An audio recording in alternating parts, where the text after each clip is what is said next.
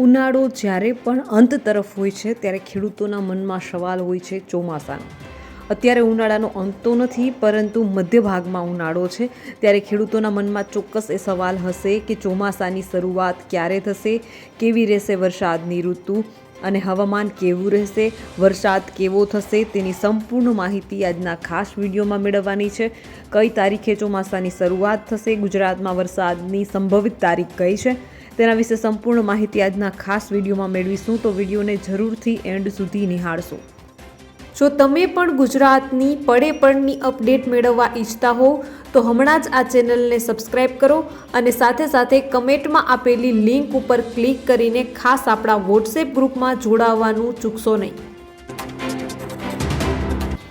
નમસ્કાર, તમારા બધાનું સ્વાગત છે ધ કાજલ સુવા યુટ્યુબ ચેનલ ઉપર. ભારતીય હવામાન વિભાગ IMDએ આ વર્ષના દક્ષિણ પશ્ચિમ ચોમાસાની ઋતુમાં અલ નીનોની શક્યતાને નકારી કાઢી છે.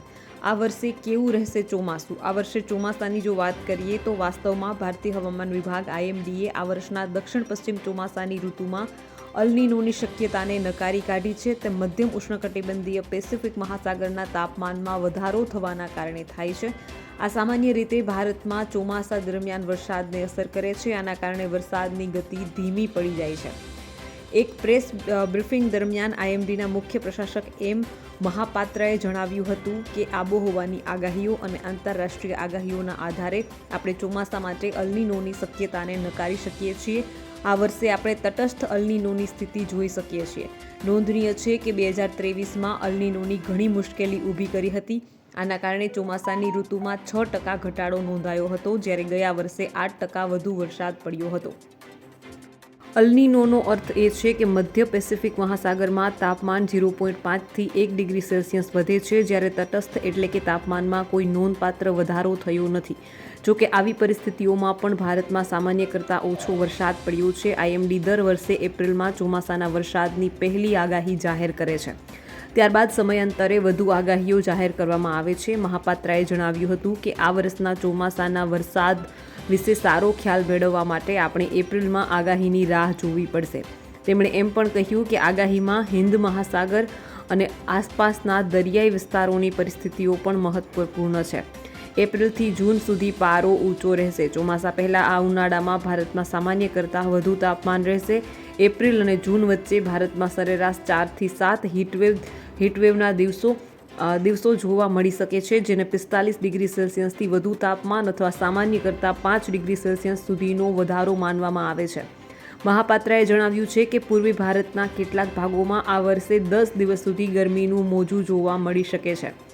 IMD અનુસાર એપ્રિલ, મે અને જૂન દરમિયાન ઉત્તર અને પૂર્વીય દ્વીપકલ્પીય ભારત, મધ્ય ભારત, પૂર્વી ભારત અને ઉત્તર પશ્ચિમ ભારતના મેદાની વિસ્તારોમાં સામાન્ય કરતાં વધુ ગરમીના દિવસો રહેવાની શક્યતા છે. એપ્રિલ 2025માં દ્વીપકલ્પીય પૂર્વ અને મધ્ય ભારતના મોટા ભાગના ભાગોમાં સામાન્ય કરતાં વધુ ગરમીના મોજા આવી શકે છે. માર્ચમાં મધ્ય અને દક્ષિણ ભારતના ઘણા ભાગોમાં સામાન્ય કરતાં વધુ તાપમાન નોંધાયું હતું અને મહાપાત્રા કહે છે કે તેનું એક કારણ ગ્લોબલ વોર્મિંગ હોઈ શકે છે. હવામાન વિભાગ ભારતના વધતા તાપમાન અને તેની અસરો પર સતત નજર રાખી રહ્યું છે, જેથી ખેડૂતો અને સામાન્ય લોકોને સમયસર માહિતી મળી શકે. તો બીજી તરફ ગુરુવાર સુધી કચ્છ, સાબરકાંઠા સહિત આ જિલ્લાઓમાં ધમધોકતા તાપ પડવાની હવામાન વિભાગની આગાહી છે. હવામાન વિભાગે આગામી 10 એપ્રિલ સુધી ગરમીને લઈને હીટવેવની આગાહી કરી છે. સૌરાષ્ટ્ર, કચ્છ, ઉત્તર ગુજરાતના કેટલાક જિલ્લામાં ગરમીનો પારો ખૂબ ઊંચો જાય તેવી શક્યતાઓ જોવા મળી રહી છે. ગુજરાતમાં છેલ્લા કેટલાક દિવસથી કાળઝાળ ગરમી પડી રહી છે. ત્યારે હવામાન વિભાગે આગામી 10 એપ્રિલ સુધી ગરમીને લઈને હીટવેવની આગાહી કરી છે. આજે સોમવારે 7 એપ્રિલ 2025ના રોજ રેડ, ઓરેન્જ અને યલો એલર્ટ જાહેર કરવામાં આવ્યું છે. સૌરાષ્ટ્ર, કચ્છ, ઉત્તર ગુજરાતના કેટલાક જિલ્લામાં ગરમીનો પારો હાઈ જઈ રહ્યો છે. ત્યારે હવામાન વિભાગે આગામી 3 દિવસ સુધી 11 જિલ્લામાં ઉષ્ણ લહેરની ચેતવણી લઈને ઓરેન્જ અને યલો એલર્ટ જાહેર કર્યું છે. અમદાવાદમાં આજે સોમવારે મહત્તમ તાપમાન 43 ડિગ્રી રહેવાની શક્યતા છે.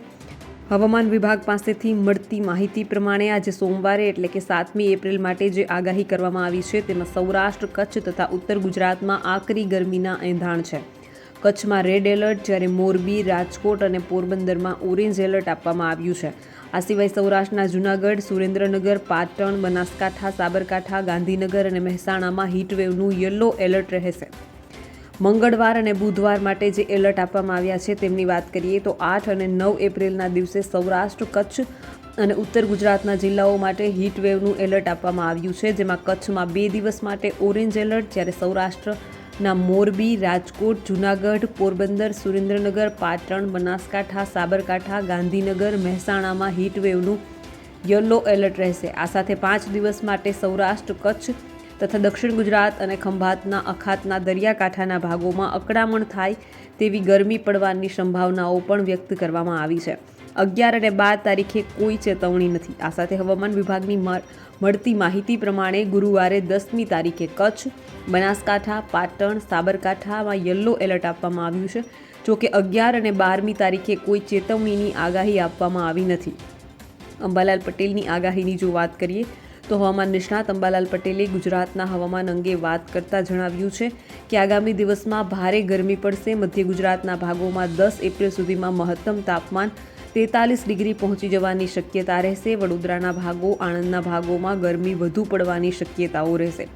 ઉત્તર ગુજરાતના મહેસાણા, સાબરકાંઠા, બનાસકાંઠા, ડીસા સહિતના ભાગોમાં 41થી 42 ડિગ્રી મહત્તમ તાપમાન રહેવાની શક્યતાઓ રહેશે. કચ્છ અને રાજકોટના ભાગોમાં મહત્તમ તાપમાન 41 ડિગ્રીની આસપાસ રહેવાની શક્યતાઓ રહેશે. દક્ષિણ ગુજરાતના ભાગોમાં મહત્તમ તાપમાન 41 ડિગ્રી આસપાસ પહોંચી જશે. અંબાલાલ પટેલ કહે છે કે 10મી એપ્રિલ સુધીમાં રાજ્યના હવામાનમાં ઘણા પલટા આવી શકે છે. ઘણા ભાગમાં વાદળછાયું અને વરસાદી છાંટા થવાની શક્યતાઓ રહેશે. આ સાથે તેમણે જણાવ્યું છે કે મ્યાનમાર બાજુ એક સિસ્ટમ સક્રિય થશે અને ડિપ્રેશન સુધી જવાની શક્યતાઓ રહેશે. બંગાળના ઉપસાગરમાં 14 એપ્રિલ બાદ વાવાઝોડા સક્રિય થવાની પ્રક્રિયાઓ શરૂ થશે. 10મી મેથી 8 જૂન વચ્ચે ખતરનાક વાવાઝોડા સક્રિય થશે અને અરબી સમુદ્રમાં પણ સાયક્લોન બનવાની શક્યતાઓ રહેશે. બંગાળના ઉપસાગરમાં જૂન મહિના સુધીમાં 2 થી 3 વાવાઝોડા સક્રિય થશે અને અરબી સમુદ્રમાં 1 થી 2 વાવાઝોડા સક્રિય થવાની શક્યતાઓ અંબાલાલ પટેલ દ્વારા વ્યક્ત કરવામાં આવી છે. આપ સૌ કોઈ જાણો છો કે જ્યારે પણ અરબી સમુદ્રમાં કોઈ પણ વાવાઝોડું સર્જાતું હોય છે તો તેની સીધી અસર ગુજરાત પર જોવા મળતી હોય છે, કારણ કે અરબી સમુદ્ર જે છે તે ગુજરાતનો દરિયાકાંઠો છે. અરબી સમુદ્રમાં ઉદ્ભવેલા વાવાઝોડા ગુજરાતને સીધી અસર કરતા હોય છે. તો બીજી તરફ હવામાન સતત બદલાઈ રહ્યું છે. તાપમાનમાં ધીમે ધીમે વધારો થઈ રહ્યો છે. ઘણા રાજ્યોમાં દિવસ દરમિયાન આકરી ગરમીને કારણે સ્થિતિ દયનીય બની છે. ભારતીય હવામાન વિભાગ એટલે કે IMD અનુસાર આગામી દિવસોમાં ગરમીમાંથી રાહત મળવાની કોઈ શક્યતા નથી, પરંતુ તાપમાન વધશે. હવામાન વિભાગે 5 રાજ્યોમાં હીટવેવની ચેતવણી જાહેર કરી છે. IMDએ 7 થી 9 એપ્રિલ સુધી દિલ્હીમાં હીટવેવને લઈને યલો એલર્ટ જાહેર કર્યું છે. 7 અને 8 એપ્રિલના રોજ મહત્તમ તાપમાન 40થી 42 ડિગ્રી સેલ્સિયસની વચ્ચે રહેવાની સંભાવના છે, જ્યારે તે પછી 41 ડિગ્રી સેલ્સિયસની આસપાસ રહેવાની શક્યતા છે. IMDના વૈજ્ઞાનિક અખિલ શ્રીવાસ્તવે કહ્યું કે હાલમાં દિલ્હીનું તાપમાન સામાન્ય કરતાં 3 ડિગ્રી વધારે છે અને 7 એપ્રિલ સુધીમાં ગરમી જેવી સ્થિતિ સર્જાઈ શકે છે. આગામી 4-5 દિવસમાં ગુજરાત, રાજસ્થાન, હરિયાણા, ચંદીગઢ, દિલ્હી અને પંજાબમાં હીટવેવની શક્યતા છે. રાજસ્થાનમાં આગામી 4-5 દિવસ સુધી તીવ્ર ગરમીની ચેતવણી જાહેર કરવામાં આવી છે. એટલું જ નહીં, ગુજરાત અને સૌરાષ્ટ્ર કચ્છ પ્રદેશ અહીં પણ આગામી 5-7 દિવસ ગરમીનું મોજું રહેવાની શક્યતા છે.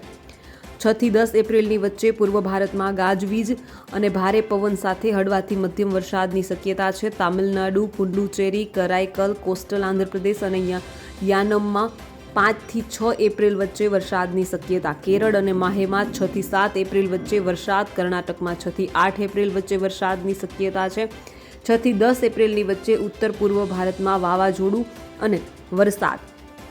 ત્યારબાદ 6 એપ્રિલની વચ્ચે પશ્ચિમ બંગાળ, આસામ અને મેઘાલયમાં કરા પડવાની સંભાવના છે. બિહારમાં પણ 9 એપ્રિલ વચ્ચે કરા પડવાની સંભાવના છે. દિલ્હી, ગાઝિયાબાદ અને નોઈડામાં 7 થી 9 એપ્રિલ સુધી હીટવેવનું યલો એલર્ટ જાહેર કરવામાં આવ્યું છે. ઉત્તર પ્રદેશના અનેક જિલ્લાઓમાં પણ હીટવેવની શક્યતા વ્યક્ત કરવામાં આવી છે. બિહારને અડીને આવેલા યુપીના પૂર્વીય ભાગોમાં વાદળછાયું રહેશે અને કેટલાક વિસ્તારોમાં હળવા વરસાદની શક્યતા છે. બિહારમાં ગાજવીજ સાથે હળવો વરસાદ થવાની સંભાવના છે.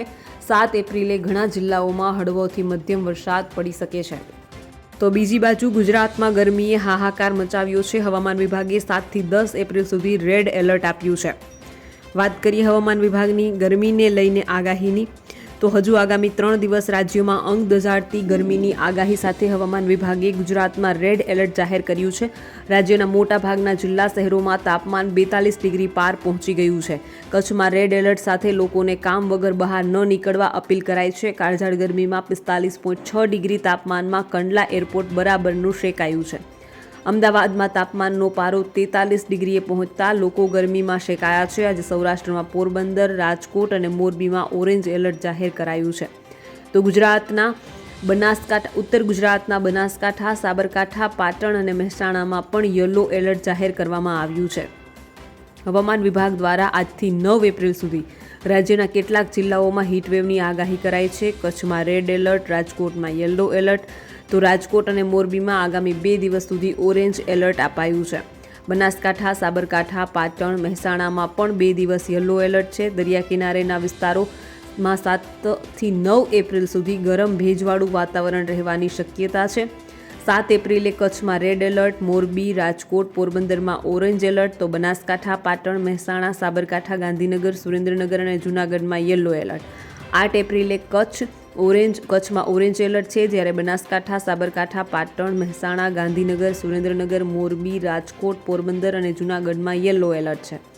9 એપ્રિલે કચ્છમાં રેડ એલર્ટ છે, જ્યારે કે બનાસકાંઠા, સાબરકાંઠા, પાટણ, મહેસાણા, ગાંધીનગર, સુરેન્દ્રનગર, મોરબી, રાજકોટ, પોરબંદર અને જૂનાગઢમાં ઓરેન્જ એલર્ટ જાહેર કરાયું છે. તો 10 એપ્રિલે કચ્છ, બનાસકાંઠા, પાટણ અને સાબરકાંઠામાં યલો એલર્ટ જાહેર કરવામાં આવ્યું છે. અંબાલાલ પટેલે ચેતવણી જારી કરી છે કે આકરી ગરમી માટે તૈયાર રહેવું પડશે. જે ગરમી એપ્રિલના અંત સુધીમાં પડવી જોઈએ તે 10 એપ્રિલ સુધીમાં પડવાની શક્યતા છે. મધ્ય ગુજરાતમાં મહત્તમ તાપમાન 44 ડિગ્રી પાર કરવાની શક્યતા છે. ઉત્તર સૌરાષ્ટ્ર તેમજ કચ્છ અને ઉત્તર ગુજરાતમાં પણ તાપમાન 42 ડિગ્રી આસપાસ નોંધાવાની શક્યતા છે. તો કેટલાક ભાગોમાં 12 એપ્રિલ સુધી તાપમાન અને આકરી ગરમી રહેવાની શક્યતા છે. 13 એપ્રિલ સુધીમાં દેશના ઘણા ભાગોમાં વાતાવરણમાં ફેરફાર આવશે. ગુજરાતમાં આ સમયે પવન રહેવાની શક્યતા છે. 15 એપ્રિલ બાદ હવામાનમાં પલટો આવશે. 22 એપ્રિલ સુધીમાં રાજ્યના કેટલાક ભાગોમાં ભારે પવન સાથે વરસાદી છાંટા રહેશે. 26 એપ્રિલ પછી આકરી ગરમી રહેશે. મહત્તમ તાપમાન 45 ડિગ્રી પાર કરવાની શક્યતા છે. તો બસ આજના વિડીયોમાં એટલું જ. જલ્દી જ મળીશું એક નવા વિડીયોની સાથે. ત્યાં સુધી જોતા રહો ધ કાજલ સુવા યુટ્યુબ ચેનલ.